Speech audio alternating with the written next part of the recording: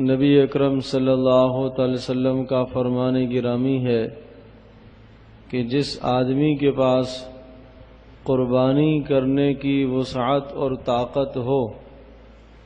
اور وہ قربانی نہ کرے،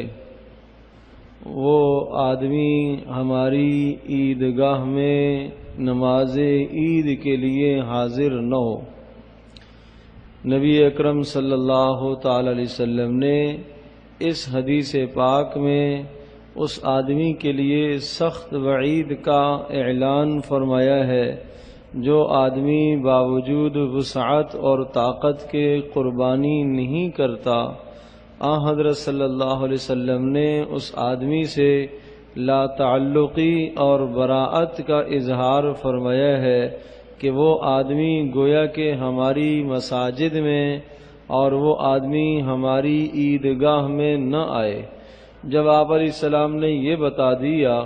کہ وہ ہماری عیدگاہ میں نہ آئے تو اس کا معنی یہ ہے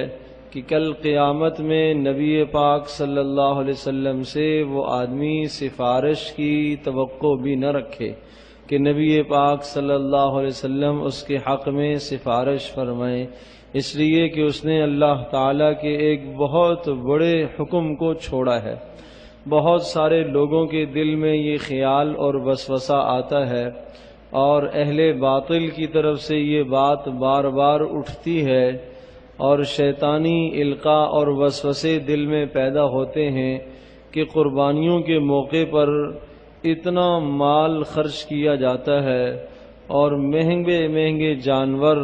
وہ خرید کر ذبح کیے جاتے ہیں، کیوں نہ اگر یہ مال کسی مستحق تک پہنچا دیا جائے، کسی ضرورت مند تک پہنچا دیا جائے اور کسی بچی کی شادی میں خرچ کر دیا جائے تو یہ بڑا خیر کا کام ہے۔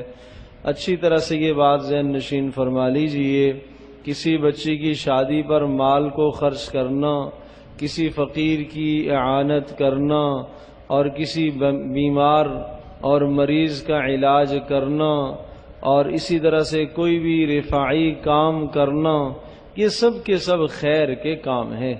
لیکن یہ کام جب ہم کریں، جب ہم دیگر مال سے کریں، وہ مال جو مال قربانی کا ہے، وہ نصاب جو نصاب قربانی کا ہے، اس نصاب سے پیسہ نکال کر اگر ہم ان تمام مصارف پر خرچ کریں گے تو اللہ تبارک تعالیٰ کے یہاں ہم گناہگار قرار پائیں گے۔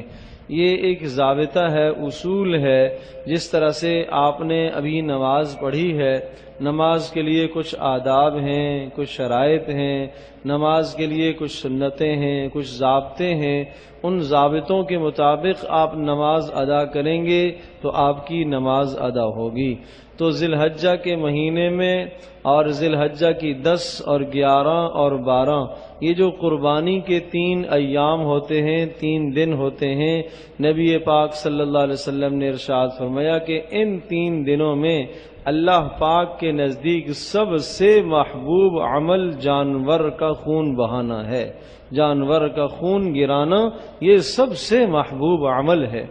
اگر یہ بات نہ ہوتی تو نبی اکرم صلی اللہ تعالی علیہ وسلم ایک موقع پر 100 اونٹ ذبح نہ فرماتے۔ آپ علیہ الصلوۃ والسلام نے 100 اونٹ ذبح فرمائے قربانی کے موقع پر۔ یہ اس بات کی دلیل ہے کہ قربانی کی اپنی جگہ پر اہمیت ہے، اس میں کوئی شک نہیں کہ نبی پاک صلی اللہ علیہ وسلم جس ماحول اور معاشرے میں تھے وہاں بھی غرباء اور مساکین موجود تھے، لیکن نبی پاک صلی اللہ علیہ وسلم نے اللہ کے اس فریضے کو اور اللہ پاک کے اس حکم کو بجا لانے کے لیے اپنی امت کو یہ سبق دیا اور یہ سکھایا کہ دیکھو اپنی محبوب چیزوں کو اور اپنے پسندیدہ اور عمدہ مال کو اللہ کے راستے میں اس طرح سے قربان کیا جاتا ہے۔ آپ جانتے ہیں کہ قربانی ابراہیم علیہ السلام کی سنت اور ابراہیم علیہ السلام کا طریقہ کار ہے۔ انہوں نے تو اپنا بیٹا اللہ کے راستے میں قربان کرنے کے لیے لٹا دیا تھا۔ وہ علیحدہ بات ہے کہ اللہ تبارک تعالیٰ نے اس بیٹے سے حکم کو پھیر کر ایک مینڈے کی طرف منتقل کر دیا، وہ اللہ کی منشا اور اللہ کی مرضی ہے۔ بہرحال یہ عرض کر رہا ہوں کہ قربانی کے دنوں میں سب سے محبوب جو عمل اللہ کے نزدیک ہے وہ جانور کا خون بہانا ہے۔ جس آدمی کے پاس وسعت اور طاقت ہے اور وہ اگر قربانی نہ کرے